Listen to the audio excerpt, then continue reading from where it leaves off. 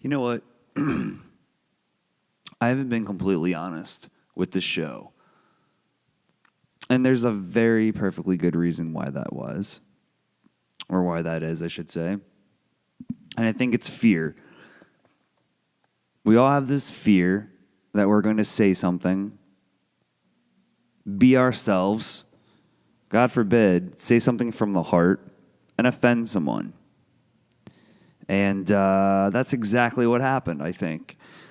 See, this show, not only is it personal to me, but I guess it makes it personal to those of you who listen. Now, regardless if that means 20 people or 200 people or maybe one day 2,000 people, the thing is when I put something out there like on the internet, which all of us know that we all do, via a tweet or a Facebook status or an Instagram picture, in this case, my voice. Not only is it out there the day that it's published, but it's out there forever. So you have to be very careful, in putting something like that out. And I think that sort of frightens me a little bit. Because if you talk to me, and if you've ever talked to me face to face, I think you'll learn pretty quickly that I'm a very genuine person. I say what's on my mind. I'm considerate. I don't really think I come across as offensive. And I was raised with good manners. I'm a good person. But the last thing I ever want to do is make a bad impression or offend somebody. Or maybe say something and be held, to something where I'm not really given a proper way to explain myself, or painted in a certain way that's not consistent with my beliefs. And it's really hard to do that while recording a podcast because I'm supposed to be delivering some honest message to you. But how can an artist, or self-proclaimed artist, in my case, deliver to you an honest, truthful message on a show without censoring himself, knowing all the while that there are going to be people judging me for this very message, this very episode? So a lot of the things that I've talked about over the last couple weeks and months, if you followed the show, my journey, the failures and shortcomings, and some of the interesting stories and paths and journeys that brought me to where I'm at today. Most recently, I've been involved with a new split path, a new journey, or maybe we'll call it like a sharp right-hand turn in life. Where I've been freelancing for the last several years, and it's been exciting. I like it. I enjoy it. Fairly good at it. But the wheels have been spinning in my head where I've decided that maybe I wanted to go back to full-time work. And I do. And the truth is I do want to go to full-time work. I miss being around people. Like, I've absolutely gone stir-crazy sitting right here in this very office room that I have set up with this makeshift desk that is as comfortable as I possibly can have it, with my coffee right next to me. And no lie, it's actually, usually it's about 8 o'clock in the morning when I'm recording these shows, but it actually happens to be 7:48 p.m. So I don't have coffee. I have my Wild Turkey 101 on the rocks, which I'm about to have my first sip of. Because you know what? I feel a fire under my ass right now, and it just seems like this is going to be a whiskey bourbon kind of an episode. So with that, this may be the most offensive or truthful episode of the Failed Artist Podcast. And this could be the very reason that I don't get hired at my next job. So it should be exciting. Welcome, ladies and gentlemen, to the Failed Artist Podcast, a commentary for artists and creatives of all types, seeking peace and understanding through the challenges and triumphs of the creative process. The Failed Artist Podcast is constructed around the challenges and personal struggles the artist endures through the journey of creating art. And now, let's begin the show. So I've been interviewing for a company, a pretty big one too. It was quite I think a pretty nice opportunity right in front of me. And I think I feel pretty confident in the way that these interviews have gone. I met in person on behalf of an agency. Have had some interviews I should say meetings, some cordial meetings over the phone as well. Had several other meetings in April and at the end of March and actually going into May. So with another company, some presentations I was able to give, involved in some creative meetings. And I've gotten a few new clients in addition to the ones that I already work with, which I'm very thankful for, by the way. But in these last several rounds of interviews I've done, I felt like I really stepped up a notch. I went out and got some new clothes, new shoes, new hairstyle, shaved my beard off right around my birthday, so that was actually around the end of March. But this timing actually was impeccable because I had already decided it was time to start, maybe building a better savings. Let's just be honest, I need a whole new life. I just got out of a relationship coming up on a year ago. So this whole last, 8 or 9 months for me has been about soul searching, self-discovery. I'm kind of more fit now. I'm in better shape. I've been eating better. Just in general, trying to become the best version of me possible. So it made perfect sense, I think, to open the opportunity for a full-time job again and perhaps maybe become part of a community or a team, of other artists and creatives. Go to work every day, maybe take my coffee on the go. And it's a lot of fun to wake up in your own home and, take your own shit whatever time that you want, make your cup of coffee, work in your sweatpants, decide that, you'll go to lunch when you feel like going to lunch. Those are very personal, liberating concepts and feelings to have. If I want to completely dick around for an hour and play on Facebook, nobody's going to tell me I can't. Granted, I have to hold myself to that standard to get my work done, and I always do. But you can't really get away with these things in the working world, typically, at most jobs, because it's just not proper to go to work in your sweatpants and play on the internet for a couple hours. It's not acceptable to drink bourbon at your desk. However, I will say that I don't think that's entirely true, what I just said, because as I'm finding out, a lot of these people,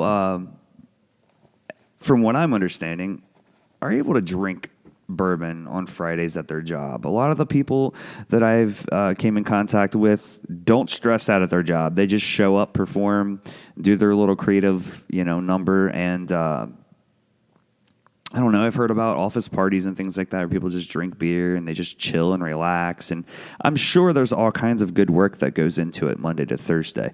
But I've never really been involved in a situation like that. I've always kind of worked at, shitty, stressful jobs. And it's all I've ever known my entire life. My mom is a warehouse worker. She's worked her entire life at warehouses. My dad's never been around a single day of my life. And by a day, I mean not even a single hour. I met my dad once, and he was pretty fucked up on pills when I met him that particular time. I talked to him on the phone 3 times in my life. He hung up on me when I was 8 years old, and then he was fucked up on pills the other 2 times years down the road, and I think I hung up on him. So there's that. I've never really known much more to that. As far as the whole family environment goes, that's a whole other topic for another episode. But needless to say, I've never really enjoyed a relaxed atmosphere at a job. I've never, I see it on TV and this, I don't know if it's a glamorized life or if it's, some fabricated concept or if it really exists, but I don't know what it's like to go into work every day and just chill, and be happy and just be myself and everything's just fine. And all I'm expected to do is just show up, and I think that would be nice. And I would certainly be completely open to that. That would be amazing. But these things all tie together because the only life I've ever known in terms of working has been, a life of clocking in at a job that I don't like, and just working, as hard as I've ever been able to, that I've been taught, clocking in and clocking out, working for the man, as they say, working for a company, working for a corporation, from the bottom and the basement and the cutting room floor. And, living paycheck to paycheck. There you go. I don't know what it's like to live in a glamour. My parents don't have, and when my mom, my hardworking mom who's raised me all by herself all these years, we don't have some glamorous mansion. No one in my family has anything nice to show off. That's just, I don't know what that's like. It's hard for me to really relate to that when I don't understand it. So therefore, I guess I've never really understood success in the work world either. It's just always been something it's some sort of an illusion I've had in my head all these years.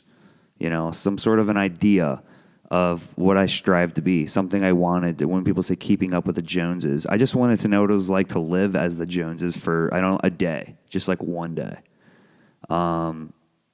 I've had relationships with girls in the past where they have had nice things and came from, nice families, and their family get-togethers are usually generally, nice homes, and families get together and they have nice things, and the Christmas events and the holidays have been nice, and, gifts and food and, things that I would always consider a luxury growing up. I want these things. I do. And it's hard, I think, as a 34-year-old man who's still trying to understand what it's like to attain that level of status. And I feel like the way to get that level of status is to, earn a high income. And I know they say, like, well, money doesn't buy happiness. I realize that. So this isn't about getting the lottery and being rich and then, living happily ever after. This is more or less, what does it take for a person who has worked their entire life, a person who is raised with good morals, a person who is raised with a hard work ethic, a person who is passionate, a person who has studied their craft top to bottom, and dogged persistence. What does it take for that person? A person who works for free, the labor of love, a person who produces their own content, a person who made a show on YouTube about success, a person who has a podcast about failing, going full circle, a person who put their, life and dedication and effort into their art and starved and has sacrificed and moved from one end of the country to the next, and has sacrificed their family, and has sacrificed ever having a wife, and sacrificed being a father, and has sacrificed everything just for the simple, blunt fact of assuming that these are the things that need to happen in order to find that success. So how is it that person is met with disdain? And how is it that this person somehow can't get it figured out? And that's me, where I'm at right now. How is it that I've checked all the boxes down the line, and yet I still can't figure it out? And I guess right now it's got me aggravated because in general, I keep a pretty positive attitude, a pretty positive, self-reflection. Or at least I try to put outward, if anything else. Maybe I don't direct it inward as positive, and meaning I guess I'm kind of hard on myself. I am my own worst critic, but I think outward, I try to give off a good impression and good vibes. I stay positive. But, it's interesting. And today I think was just that moment where, I thought maybe things were going to be headed down the right path for me, and I got a phone call this morning, and granted, the last 48 hours have been amazing for me. I had gotten good news after good news, offer after offer. I mean, there was a lot of opportunity in front of me, but this morning I got a phone call that kind of shut that shit down. I was told that this company was, in fact, going to pass on me, for one position, but that there was another position that was going to open up, and I thought, well, that's cool. And again, being positive, all things considered, I don't really think there's like very much room for failure. I think you usually succeed, or you have, a learning lesson. It's something I've really been focused on a lot, especially over the past years, trying to look at the failures as learning opportunities. And I think that served me very well and still holds to be true. But the reason that was provided for me for why I wasn't going to get this position, this job with this company that I would have benefited from, no doubt. A company that, from what I had understood, over the last month of researching and, working with these people and communicating, through this agency and gathering whatever I could possibly to research for this job and for this position and what I was going to step into and mentally getting prepared for it. And this was a process, again, that lasted over 4 weeks. Ultimately to come down to the fact of, well, they're going to pass on you because they want somebody who is able to, dictate and manage and more or less call shots and plan, and there's not really much room for creativity. But yet the position was for a production artist. So I'm confused. I'm absolutely confused. I'm at a standstill. There's a part of me, and this is where the honesty is really going to kick in. So forgive me for just a moment.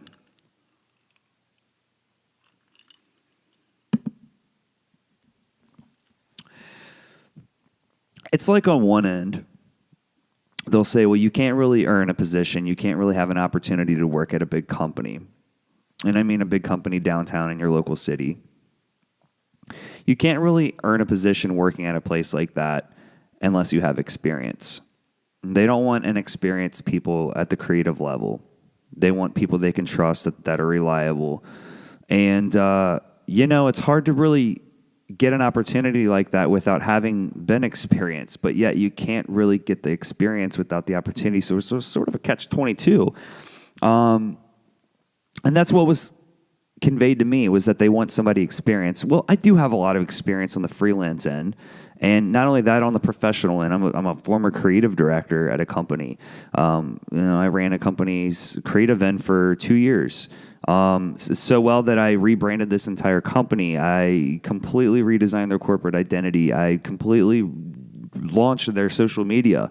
I relaunched their entire creative look. I mean, completely flipped the look and feel of a company that is in their 100th year of existence. And if you want to look them up, you can. Actually, I'll name withheld. I think that's always a professional thing. But you won't have to look hard. Go to my Instagram. You'll see some stuff I'd posted a couple years ago, and I'm sure you can follow the tracks. That company's still using the ideas that I installed. And granted, the look and feel of that company's, website and things like that have changed since I've been gone. I've been gone for over a year now, and there's somebody else there that is working there. So granted, I learned a lot. We had advertisements in a really successful, PGA of America magazine, and I'm not a golf fan, but for those of you that are, it's as big as it gets in the golf industry, and that's as big as it gets probably in the sporting and apparel industries. Talking about brands like Nike and Adidas and Puma, are some of the competitors to this company. So needless to say, I've spread myself out pretty thin in terms of what I've done. I've worked. If you go to my website, you'll see I've done a lot. I mean, I feel like if you ever looked at my website and you didn't know any better, you might think that I am a success story, and maybe you think that I am doing very well financially. And the truth is that I'm really, honestly, just kind of like most other people in that I'm just doing what I can to survive. I'm doing what I can to, and I don't want to say just to get by, because it's more than that. I always have an eye for the future, but I'm in debt for school loans, and I am sort of month to month. I want a house. I do own 2 vehicles, and that's nice, but it's hard to sit here and say that I'm happy when I don't even own my own home, and it's hard to really sit. And this is the other part about it. I think it all connects, because you start to think about what is it that, that really is a game changer, especially for a single 34-year-old well, just a person in general, but, in my case, a guy, if I want to take a woman out to dinner, a dating prospect, if I want to start a life with somebody, I mean, how are you supposed to offer a future to someone if you can't even, if you don't even have like a decent career? And the thing is, like, I have to look at myself and think, well, where does my career begin? How often or how long can I sit here and be a freelance artist? I mean, this whole starving artist thing is a ridiculous joke. Me getting on this podcast serves, if anything, a therapeutic purpose. And I hope, if anything else, other people listen to this and maybe can pull something from it. For whatever you want, you can listen to it and think this guy's crazy, think, God, I'm not as twisted as him, or how sad and pathetic is it to, talk your personal business into a microphone amongst strangers to hear, or maybe you're going to listen to it and think, yeah, I feel exactly like that right now. But the one thing I was afraid of happening was that prospective employers or future bosses would ever listen to an episode like this and hold it against me and think that maybe, well, he's too cutting edge for us. He really speaks his mind. He sounds like he has an opinion, so therefore we cannot hire this guy. This guy cannot work with us because he actually says what's on his mind. And you know what? How can I sit here and have a podcast and listen into the previous 12 or 13 episodes I've had, and I've heard them all on the playback? I feel very good about it, but I don't feel great because there's always a part of me that wants to say a little bit more, and yet I'm afraid to because I don't want to offend somebody. I don't want it to cost me any more than it already has. I had a YouTube show called J10 Studios Presents 11th Hour. It ran from 2012 until about 2013. It was about a year and a half. It's still available on YouTube right now on my channel, which is at Justin Heidart. YouTube.com/Justin Heidart. I'm sorry. I'm sure you could find it if you try. The same thing happened. I was producing content. And it was what is now known today as a live stream or a life stream. And this was about 4 years ago.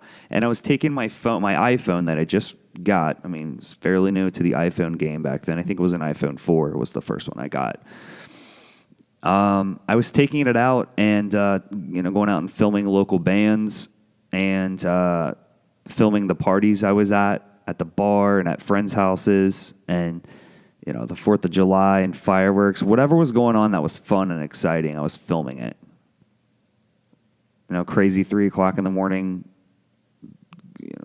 rides in the back seats of friends' cars after the bars closed. There's this crazy stuff that was always going on. And I thought that I was really onto something, and I spent hours and hours and hours and hours and hours of my life, of my free time, dedicated towards this, and I was putting everything I had into it. I had to shut the show down, and again, I will tell that story on another episode of why that happened. It's very specific. But that came to an end, and I remember asking a good friend of mine who works in audio and video production, and he said that he just really didn't get it. He said, I just don't understand what's the point of it.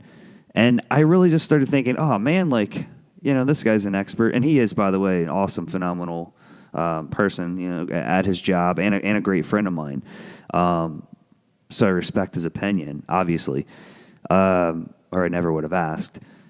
But it really got to me and got under my skin because I was thinking, maybe all this I've done is just ridiculous. Maybe I fooled myself into thinking that this was something, and it wasn't. So regardless, some negative things started to happen and come my way because of the show, and we had to cut the show. So a few years later, I bump into him, which is just most recently, and I brought that up again. I said, oh, you remember that show that I made on YouTube called 11th Hour? And I kind of was just having a laugh about it. And I was like, yeah, I don't know what I was thinking. And he looks at me dead-eyed and said, well, actually, I think you might have been a little ahead of the time because this is seems like what everybody's doing now on YouTube. And it's funny because I'd like to laugh about that, but at the same time, it sort of hurts a little bit because, I don't know, I believed in it. I thought while it was happening, I was putting everything I had into it.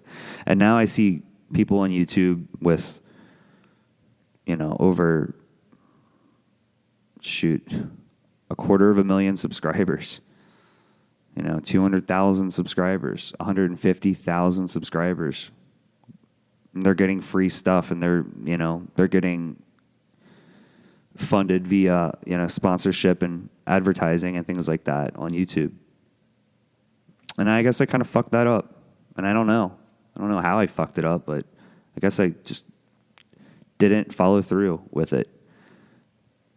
And if you rewind back, and then you can even look at the previous episodes on the show, I tell the story of, the first band I played in, and there was actually two of them. I'll tell the second story another time as well. But, and then the story of moving to LA, which is also on one of the previous episodes. But same thing, I put everything I had into it for years of my life and sacrificed everything, Honestly, like when you ask me, like, hey, what are you doing with your life? It was like, well, I'm playing in a band right now. I mean, obviously I had like bullshit jobs keeping me afloat, working in the warehouses and, just doing what I had to do. And this was also like going to college at one point, and then I left school and later to go back and finish. But I mean, yeah, and I had girlfriends off and on along the way and relationships and things like that. But there was just a lot anything that needed to be sacrificed in order to make that dream stay intact was ultimately sacrificed. Friendships were gone. Eventually, the relationships with the females, gone. My personal time, gone. I did this willingly. I did this happily because I believed in it. I was like, no, this is what I'm going to be. I am, I'm a musician now. I am an artist. I'm a recording artist. I'm going to be out there. I want to be doing interviews. I am down to spend 3 days to work on a music video. No question. I will live in a van. And this was in my 20s. I don't know if I could really live up to these same life demands now. And things have changed as far as my philosophies now that I'm 34 as well. I think I want different things now. Naturally, one would hope that as you get older, you don't like the same things that you did when you were 21. I digress.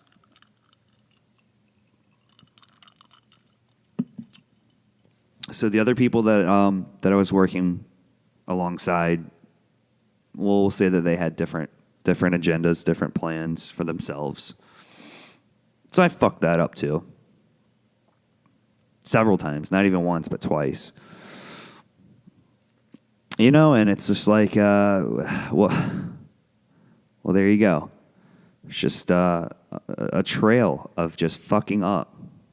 And it's not fucking up like I went to jail or I got hooked on drugs or I ran up some massive credit card debt. I never, beat my spouse. Nothing ridiculous. I fucked up just, I don't even know how I did it. I honestly don't know what I have done wrong up till now. I've always just, I think if I fucked up, it's because I've stayed honest and true to myself, and I don't think that always satisfies the person on the other end of the table. I think that people look at you dead in the eye as your superior, and they want the control over you. I think it's fear.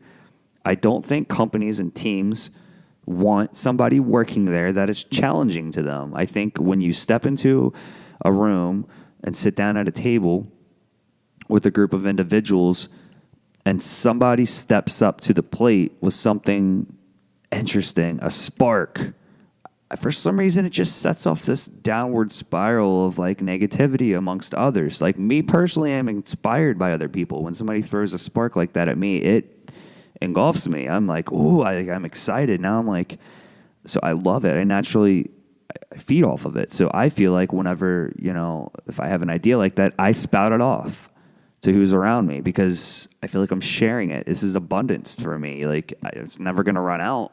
Like I've got an endless supply of it. So I don't want to like hoard and protect my ideas and keep them secret. I'm more likely to share because I want to inspire others and the reward and the exchanges as others around me get more inspired, it actually inspires me to another level to get, to continue pursuing. So works out great for me, but In my experience, it just seems like, and this is the impression that I get, that when you throw sparks out like that in a room, I think people just get afraid. I think they secretly look at you and they want to undermine you. You know, you're not going to get this job. You're going to get kicked off this team. You know, or people start to cut you down and stab you in the back when you're not around and talk. And I know when it comes down to it, this isn't some paranoia that I have in my head, because I'm 34 years old and I've seen this happen at every level, at almost every place I've gone, from the ground up. When you work harder and you force other people around you to work harder, they start to resent you. When you get up every single day and you bust your ass, the person next to you doesn't want to work as hard and they start to resent you for it. And it's a fact. And if anybody listens to this and thinks, you know, if it bothers you or if it throws a chip on your shoulder, or if you feel like maybe I'm wrong, well, maybe you should consider what I just said. People don't want to work hard. And when they see other people working harder, I think it freaks them out. And I think when a boss or an employer or somebody who's sitting in front of you is interviewing you for a position, and I'm not talking about agencies, I'm not talking about headhunters, licensed middlemen, recruiters. I believe those people are operating in the best interest of their client.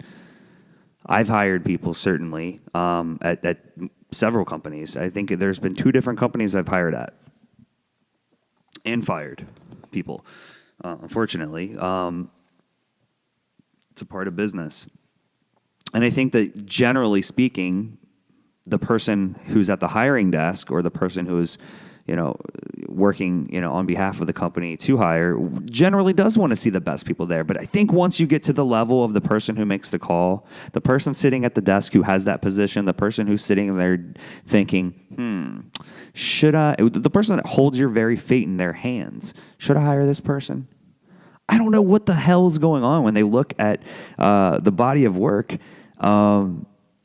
But something tells me, and this is just, call me crazy, this is a paranoid theory I have, that if you're too good, if you're overqualified, if you just have too much flair, if you've just got too much pizzazz going on, they don't want you there. You're a threat.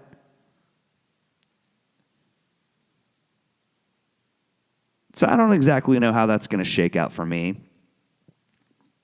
I certainly don't look at myself and my body of work and think that, you know, I'm some godly creature or some amazing mega artist. I like to think inside out of that idea. I like to think that, you know, I think I'm accomplished, but I think that I will never be complete. I will always have room to grow. I will always allow myself to fail, you know, and learn and come back and get stronger. I think I will just continue getting better and better and better until my very last day on this planet. I will continue to be a better artist. Every single day I wake up, I will be a better artist than I was the day before. So I've got a lot of room to grow. But for some reason, it just hasn't worked out for me yet. Still can't manage to get an actual, you know, career job. And I'm not really asking a lot. But I do feel like I've come to a point where I feel like I should deserve it, at least to myself. Okay, maybe I don't deserve it from anyone, but I deserve it. I owe it to myself, okay? Like, I don't think anyone owes me anything, but I think I owe it to myself to earn it. And I think that I've come to this point where I do have a matter and a level of self-respect. And forgive me for saying, but I have a fucking chip on my shoulder at this point in time. I don't, and I can't imagine at this point in my life why I couldn't step into any company at any level and prove myself. I can't understand for the life of me why any company wouldn't look at a person with the body of work that I have and the diverse arrangement of work that I have from one end to the next. Why you wouldn't look at a person like me, such as myself, and say, we'd love to have you there. We'd love to have you come in and we'll create a position for you. Trust me, we can use you. And I don't understand that. That's the thing I just can't understand, because I feel like if I made it to that position,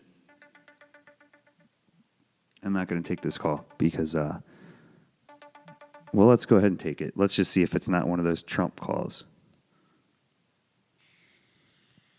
Hello?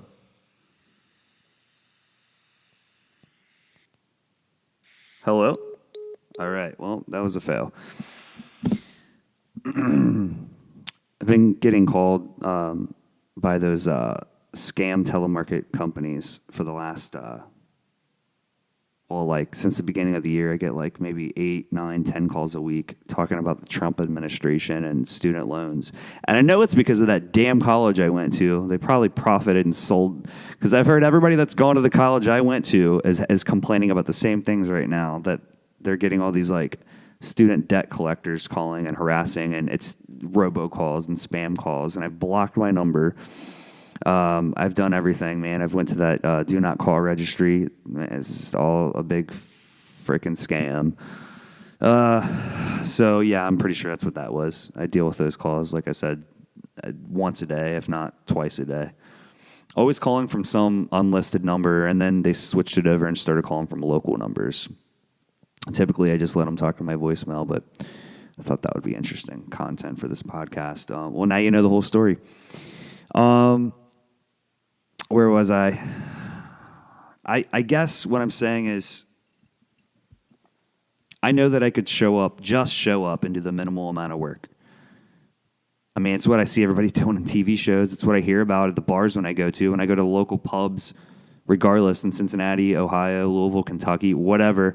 I'm going to these freaking pubs, going around happy hour, going to coffee shops. I hear people talking about it. People are just showing up with this freaking, easy passive lifestyle. And, oh, yes, I'm making $145,000. Like, oh, it's like, I just show up and, oh, I'm leaving work early today and blah, blah, blah. Oh, we got this office party coming in.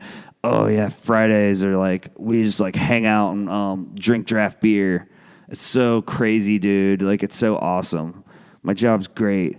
Just like hang out and like comb my beard every Friday and like hang out and wear my flannel shirts. Like, it's like so cool, man. Oh, and yeah, I got my job because I know so-and-so at whatever print shop company, around hipster town. And like, yeah, I'm friends with so-and-so who cuts my hair at the shop, and my friend's tattoo artist buddy got me this job. And so it's like, dude, that's all great, man. I totally get it. It's not these people I think that I have a problem with. In fact, I don't have a problem with people at all. It's just the system. It's the whole way that it's all set up. Maybe it's me. Maybe it's my fault.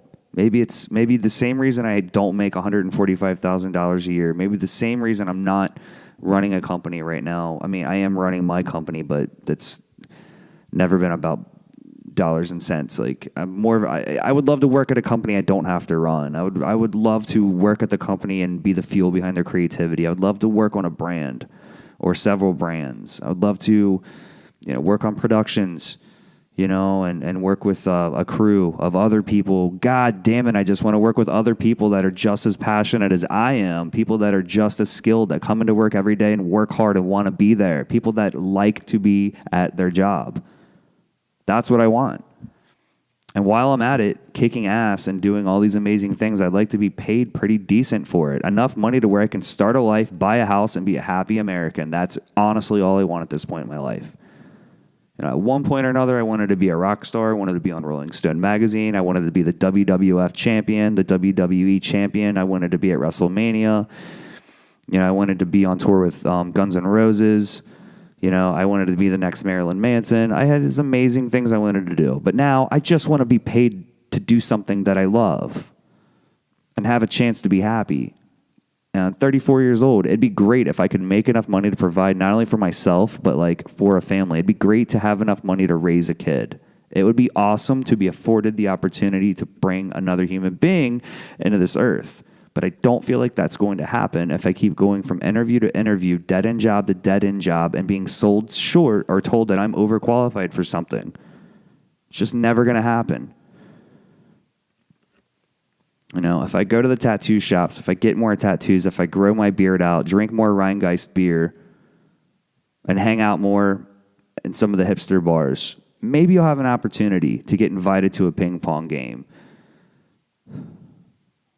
Maybe I'll play cornhole at the next downtown bar that pops up that has outdoor seating. Maybe I'll play just enough cornhole and play just the right game and have just the right partner. It's funny. I've been using Tinder to go on dates. Some of them have been pretty good. Some of them, I've actually met a couple really cool, interesting people off of there. Like, definitely legit, had a good experience this week that I felt was a great life experience as well. And that's amazing. But I've had like girls on Tinder working in marketing and creative and things like that. And they're like, I have 3 different girls separate from the story I just told you. 3 different girls that I met that I have been talking to regularly over the past year. Some of which I've gone out on dates with. Others just met up and just became friends with. 3 different in the creative fields that have all told me that my work is good and that I probably should be making over $100,000 and that I'm in the wrong business if my freelance hasn't taken off by now. With the rates that I charge and, you know, the amount of work that I have coming through, the volume and what I'm charging my clients, you know, the message is basically that, like, you know, I'm doing something completely wrong. So again, where's this all going? This is the whole point of this podcast is honesty. I don't have all the answers. I swear to God, if I had the answers right now, I would not be talking to this microphone, complaining about it. I'm just trying to be honest, you know. So that's the whole point. Yeah, I do want to work hard. I mean, I do work hard, but I want to be compensated. I have a new client. We're going to find out tomorrow whether or not they're going to retain me as their freelance artist. And I will love to announce that that partnership if it does become official. And I'm not one to cross my fingers, but let's just say I'm kind of crossing my fingers. It's not a super high-paying job, but it's definitely a golden opportunity with a reputable brand. And yeah, I mean, same thing. I just did some free work for them this week. We're going to see how it turns out. But like anything else, it's entry-level work. This is stuff. I feel like at some point, something's got to happen for me. Something's got to click. You know, I can't just keep selling myself short. And I mean, the clients I have are amazing, but geez, Pete's, man, I don't know how many more emails I can take of people and phone calls of people saying that, you know, well, we have 15 other people behind you that'll do this job for free. You should be happy we're paying you what we're paying you. And oh my God, like everything I do, I feel like is, you know, people nickel and diming you, me in this case. You know, I can't keep doing this. I can't just keep hustling myself over and over again, you know, and defending, you know, my rates to people. My rates aren't even high. If I told you what I made on projects, I wouldn't even be in business anymore. I think people would come after me and expect free work after that.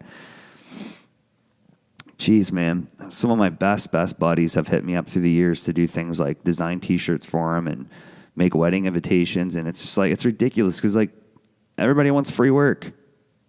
Everybody. Gosh, man.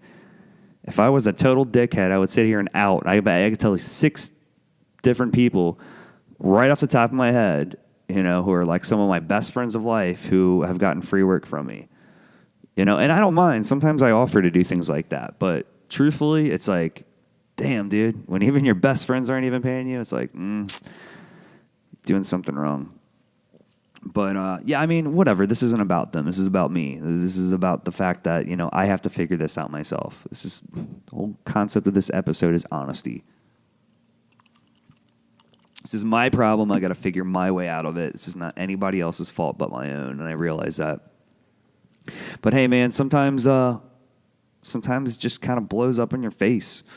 I'm at that point right now. I know I'm good enough. I know I am. It's just like, man, I've just been dropping to the ground. Give me 20. I've just been doing this like out of frustration. I'm so aggravated and irritated. I mean, luckily this is giving me some good, you know, motivation to go to the gym with. I've been running my ass off, pumping weights. I mean, I think I've fucked up my shoulder from something.